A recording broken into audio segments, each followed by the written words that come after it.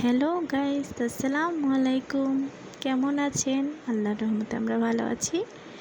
তো আজকে আপনাদের সাথে শেয়ার করছি আমাদের দুপুরের একটি আয়োজন। তো সেই সাথে রয়েছে আস্ত একটা মুরগি। তো মুরগিটা খুবই বড় ছিল।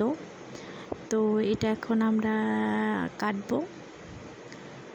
এখন কাটতে হবে। তো মুরগিটা খুবই বড় ছিল, যে কারণে আমি কাটতে পারছি না। তো সাথে আমার শ্বশুর আমাকে হেল্প করছে। তো মুরগিটা অনেকই কাটতে জটিলতা দেখা দিয়েছে, যে কারণে আমি কাটতে পারছিলামই না।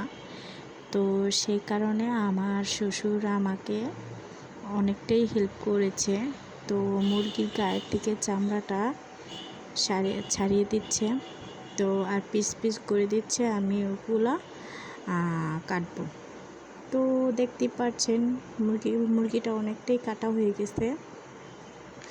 তো এটা এখন আমি সুন্দর করে কেটে আস্তে আস্তে পিস পিস করে নিব, টুকরো টুকরো করে নিব। তো অনেকটাই হেল্প করার পরে আমাকে এগুলো কাটবো। তো দেখতেই পাচ্ছেন। তো এখন আমি এগুলো আস্তে কেটে সব ধুয়ে টুয়ে নিয়ে এসছি।